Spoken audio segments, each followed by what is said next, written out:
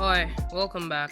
It's me again, that annoying girl who thinks she knows everything and thus proceeds to tell you how to use your own software in the most monotone voice imaginable. Honestly, I don't know why you keep returning, but since you are here, let's get on with the video. In the last video, we learned how to create different types of Vray materials like wood, paint, ceramic, and metal. These next series of videos are going to deal with refractive materials like glass and water, as those can be a bit harder to nail. We are going to set up our scene a bit differently this time, so I'll be able to demonstrate better how these materials work. Create a cube and scale it up.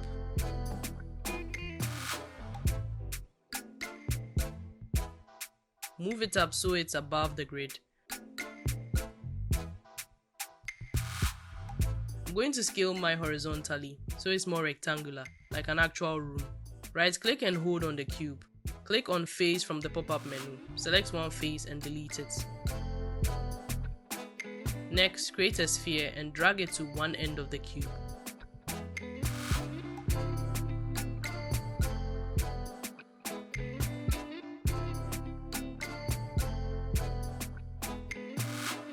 Don't forget to go to mesh display and reverse the faces of the cube, so the white parts face inside. Scale the sphere up and duplicate it 3 times so you get 4 spheres, just like the last time.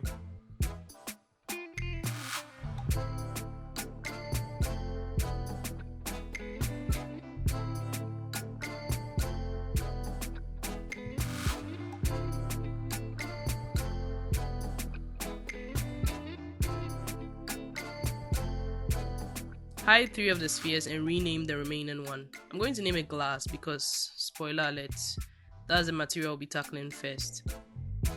Before we forget, let's create a dome light and attach an HDRI to it so we get some nice diffuse reflections.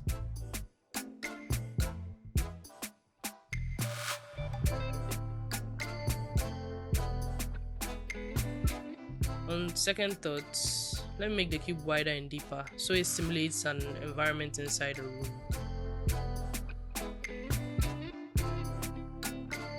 Assign a Vray material to the sphere and name the material glass MTL.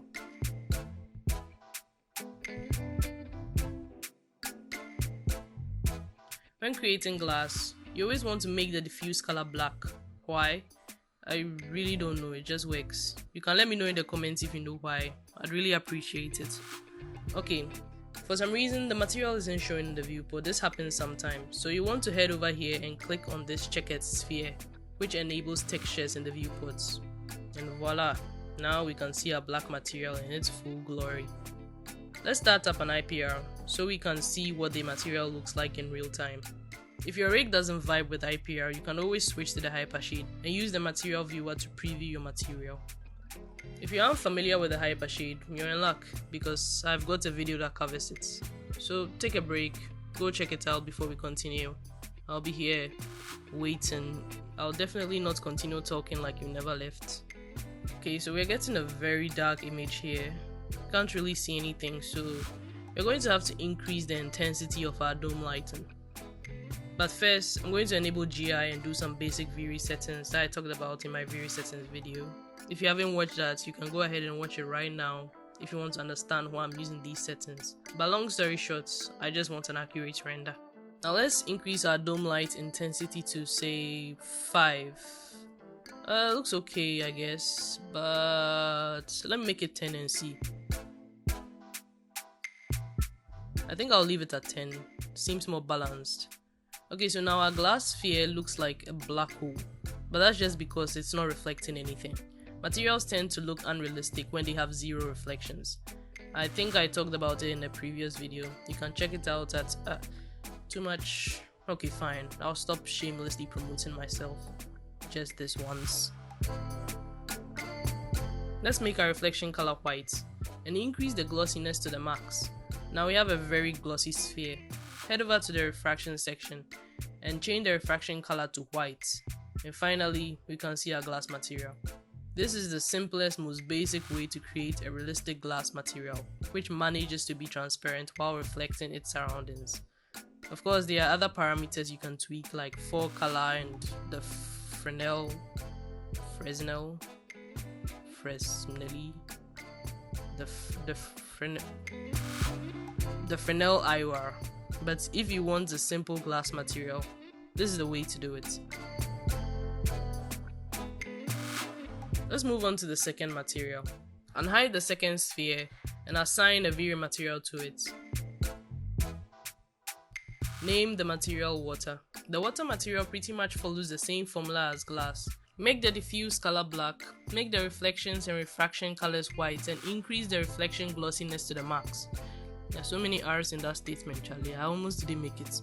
Anyway, the difference with the water material is that you have to change the refraction IOR to 1.333333333333, which is the refractive index of water. You can turn on affect shadows for both glass and water depending on what you're going for. We don't really need that right now. We will in the future, but not now. I know that the material right now looks identical to glass, but trust me, it's water. We'll get to apply this when we start rendering actual projects eventually, I promise. Anyway, if you want to create a colored liquid like red wine, use a water material and just play around with the full color.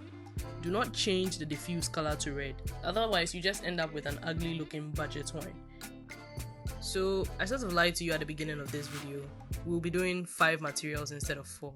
I've betrayed your trust, but what are you going to do about it then? I'm in my house, come and beat me. Anyway, unhide the glass sphere and duplicate it. Create a new Vray material for the duplicates and name it frosted glass.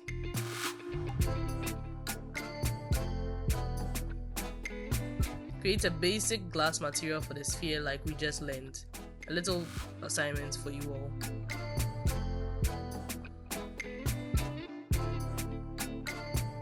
When you are done, this time scroll to the refraction section and reduce the glossiness to about half. Do the same for the reflection glossiness, and you've just created frosted glass. Rename the sphere.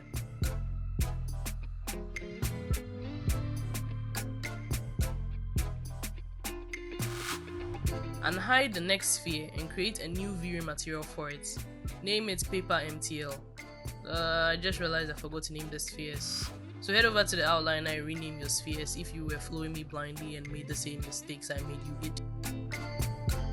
When you are done, click on the paper sphere and let's start creating a paper material.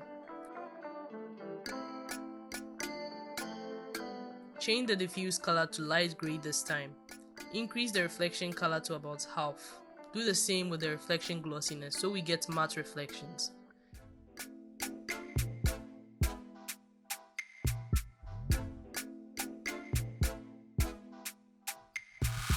Make the refraction color gray and reduce the refraction glossiness to about half.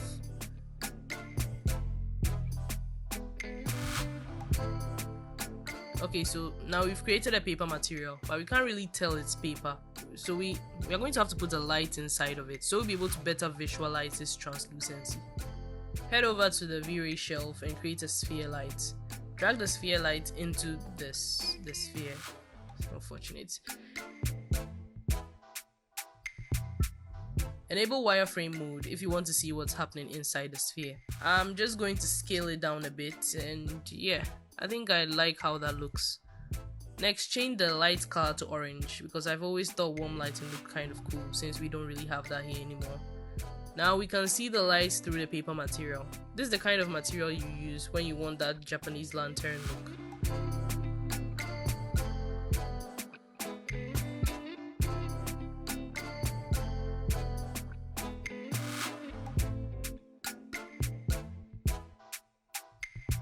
Let's switch to bucket rendering and change our color mapping type to HSV exponential. I explained these settings in my Vray settings video, so you can check that out. And now the light looks believable. You can play around with your paper material values and get different effects. I think I'm gonna leave it at these values. Unhide the last sphere and name it mirror. Go ahead and assign a Vray material to this one too. I'm naming mine mirror matte. This time, make the diffuse color completely white. I'm going to move the sphere to the back of the room so we can better visualize reflections.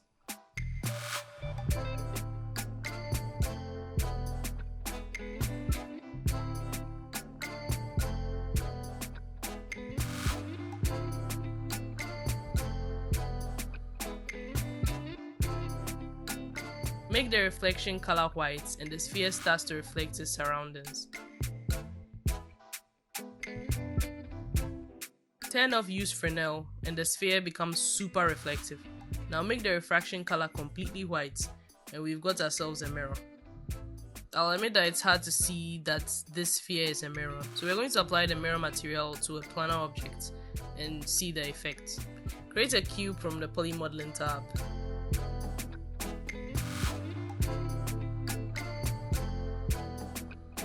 Scale it so it becomes as flat as a plane.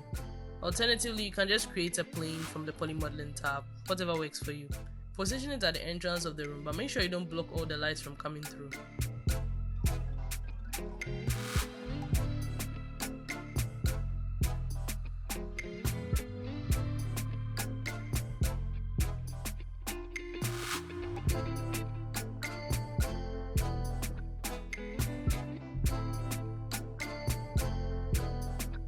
Assign the mirror material to the plane. We immediately see a change in the viewport, which shows the plane as being very reflective. Let's see how this looks in real time.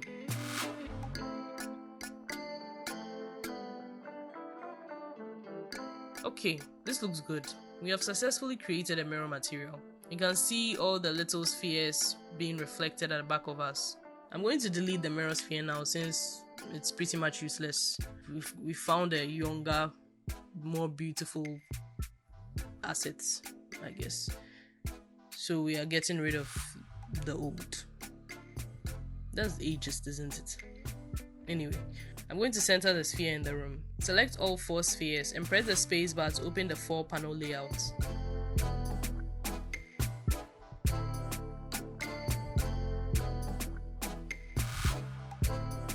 I'm going to enable wireframe mode in the top camera panel so I can see where I'm placing my spheres.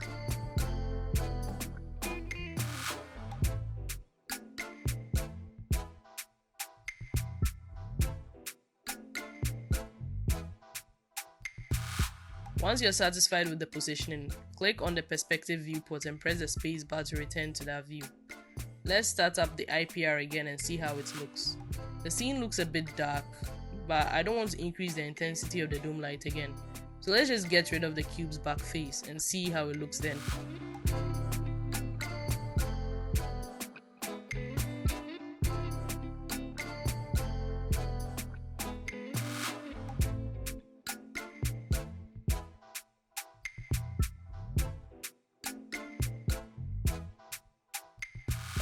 Much better.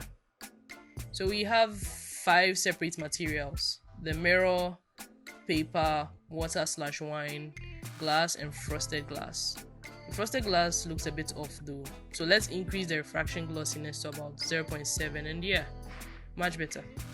We've successfully created 5 refractive materials. This really is deja vu. I feel like I've said this before. Anyway, all too soon we have come to the end of the Vray material series. You've learned quite a bit, I hope, about Vray materials.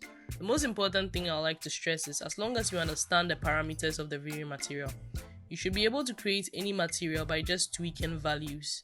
You don't have to memorize numbers to create good looking materials. And also, practice makes perfect. The more materials you create, the better you become at knowing what values make a material look good. Anyway, if you've enjoyed this series of videos, give me a like. Don't be scared, you're not going to hurt your thumb. If there's anything you liked or hated about this video, the comment section is all yours. I'd like to hear from you. I also really need the engagement because validation. The next series of videos is going to be about all the different types of lights and how to light up a scene properly using both Maya's camera and the Vray physical camera. So stay tuned if you want to catch that video. And if you haven't subscribed yet, well, what are you waiting for? Subscribe already or don't, your choice. Or is it really?